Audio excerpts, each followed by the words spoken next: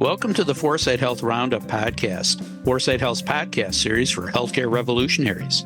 Outcomes matter, customers count, and value rules.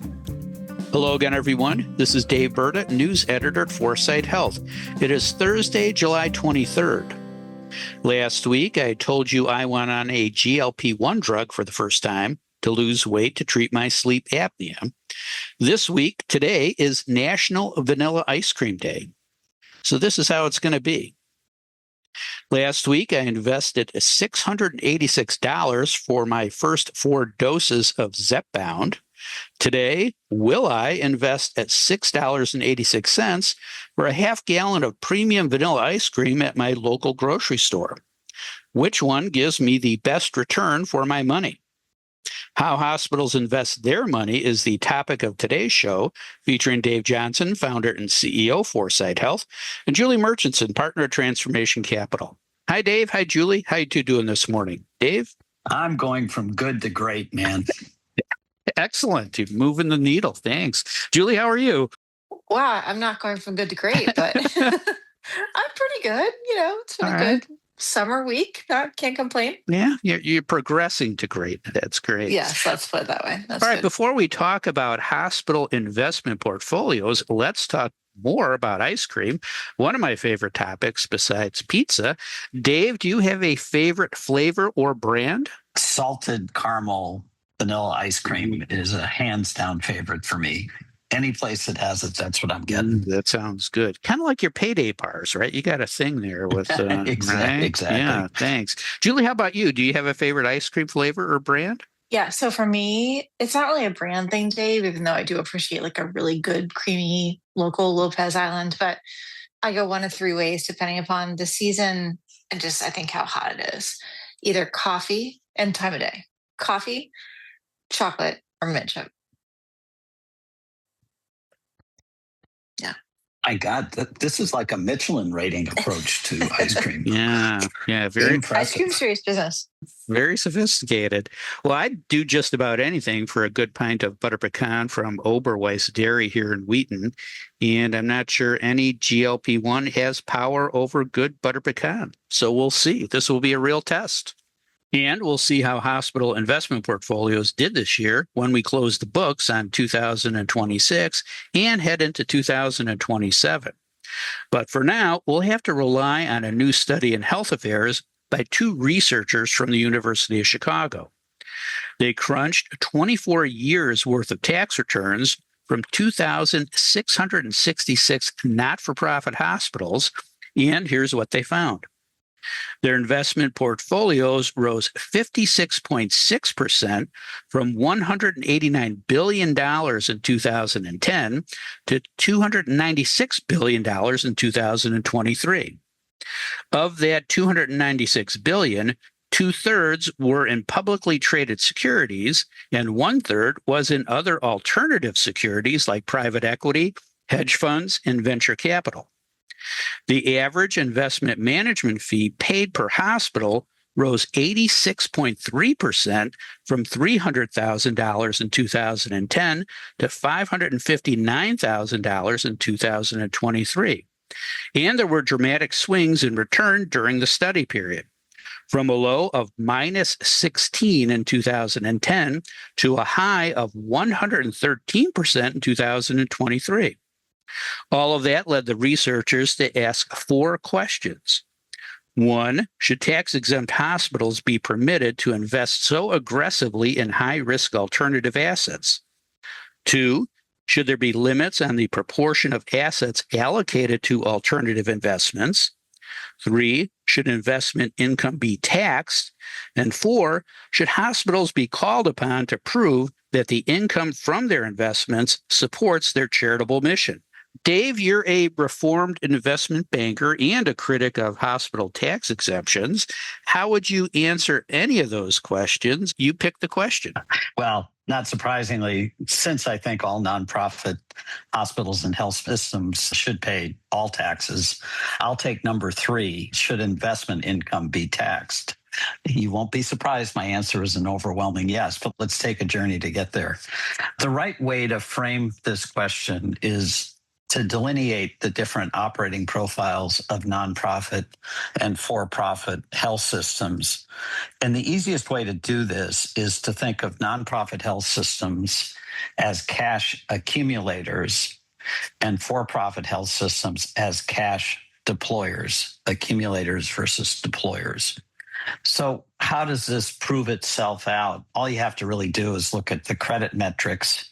So cash to debt, the ratio of how much cash an organization has to how much debt it carries in nonprofit land is 100 to 250%. Ascension carries 2.5 times its debt balance in investments. Common Spirit, not as strong a credit, is at 85%. A typical for-profit is not 100 to 250%, it's 1 to 5%. HCA is extreme, it is 0.2%. So basically 2 cents of investment coverage for every dollar of debt. Very extreme difference. Days cash on hand. In the nonprofit world, the typical days cash on hand is 150 to 250 days of operations. So literally not a penny comes in, they could cover 150 to 250 days of operating costs. In the for-profit world, it's 5 to 15 days. Debt service coverage, 3 times to 10 times.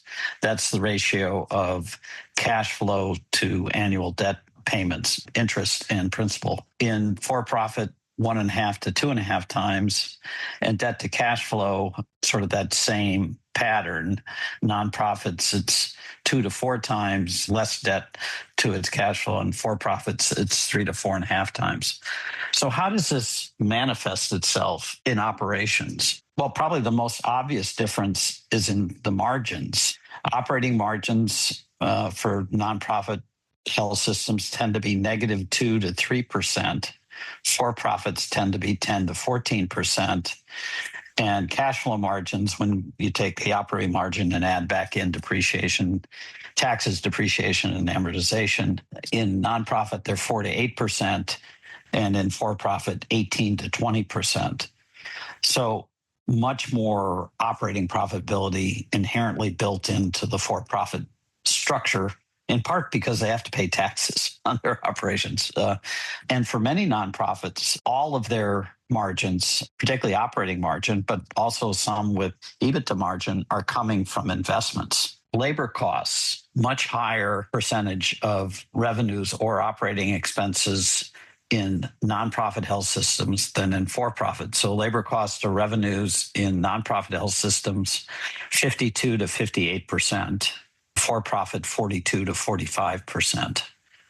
Now, interestingly, you'd say, okay, you pay less for labor. That's got to manifest itself in lower quality scores, higher readmission rates, and so on. And it turns out that when analysts adjust for geography, for location, no difference at all. So for-profits are achieving the same quality and outcome metrics, age caps, readmission rates, so on, as nonprofits, and spending anywhere from 10 to 15% less on labor costs. And you mentioned I was an investment banker to health systems for most of my career. So when I started out, early 90-ish timeframe, days cash on hand for an A-rated nonprofit hospital or health system was 60 days. There's been enormous grade inflation. So today, days cash on hand for an A-rated hospital or health system is in around 150 days, 2.5 times what it was, in the 90s. So consequently, just by virtue of the numbers, when you got that much more cash, managing investments and generating returns from those investments has become a much larger component of the fiscal management, financial management of nonprofit hospitals and health systems. More time and attention needs to go into the investment portfolio today relative to where it was in the early 1990s.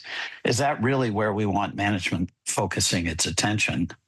So just to wrap it all up, there will be howls. The AHA will have protests, but taxing investment returns is a positive first step in creating more equilibrium between nonprofit and for-profit operating models. Let's do it. Accumulators versus deployers. I see a column there, Dave. Mine or yours?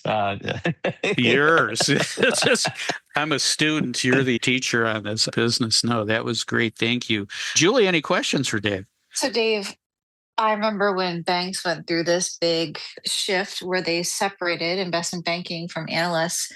Do you think health systems should separate their clinical and purchasing leadership from its venture arm or something similar that would make a difference? Or is that not really what it's about? Well, it's a really interesting question. And Julie, my answer is going to be as nuanced as yours was for how you choose your ice cream flavor, depending on time of day and season. And I think that the way to think about this is too many hospitals and health systems run their investment portfolios like university endowments. They're completely separated from operations. So they look at the investment portfolio in isolation to determine targeted return, risk preferences, that type of thing. And this occurs despite the fact that healthcare operations are a very volatile business.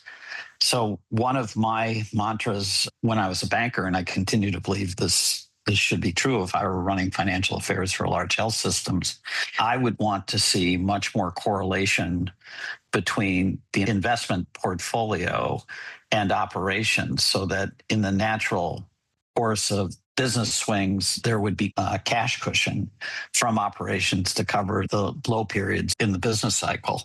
I would not separate that type of investment from operations. Indeed, it's tied to operations. But when you get into more speculative areas, venture funding, private equity, and so on, I think there's real merit in thinking about separating or walling those off entirely from operations. That's play money at that point, and it should probably be treated differently. Right hand meet left hand, right? Exactly. Interesting. Thanks, Dave. All right, Julie, you're an investor. What do you think of how hospitals are investing their money? Should they be doing anything different to spark more market innovation? This is not quite the hill I choose to die on like Dave does, but I do have some opinions, I guess. So, Burda, you mentioned that portfolios rose 57% over some 15-year period. You didn't mention that number right next to it, that net patient revenue growth over the same period is basically flat. And so many of the points that Dave just made are this is the problem. So when the system posts a blowout year or a brutal one, it's not because they got better or worse, right? This is masking what's going on in the core business. It's performance is becoming basically just linked to the S&P, and that's actually it's not a motivator for change, that's for sure. And that University of Chicago researcher, I think, put it pretty bluntly that most people think that nonprofit hospitals are a charitable institution that takes patient revenue and spends it on care. And what they don't realize is that these institutions are now sitting on portfolios that look like a financial firm. So Dave makes some really great points, I think, in how he talked about it. I do think, to be fair, though, there is a bit of a bull case because these businesses are hard. They're community services. So this is a bit of a hedge, which I think, is useful for the broader community potentially. But I agree that taxation is an issue. And the other bull case, I guess, is a bit self-serving, but it's true. A slice of that money in venture specifically, healthcare venture specifically, can really help the health system with market intelligence. It's an early look at the digital health and AI tools that might reshape their cost structure or might disrupt them entirely. It's not just a return stream. So I think there's a defensible strategy there in theory. The problem might be the in theory part. You cited the 86% jump in fees with those massive swings from minus 16 to plus 113.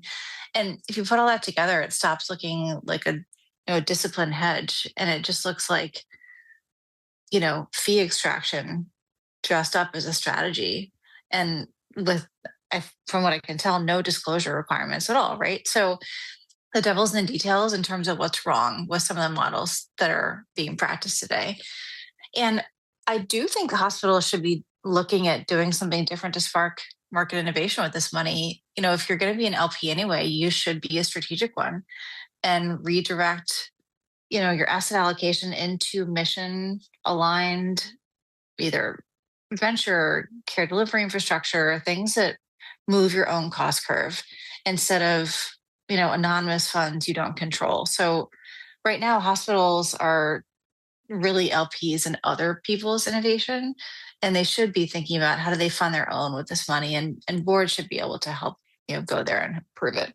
Yeah, more strategic investment makes sense to me. Thanks, Julie. Dave, any questions for Julie?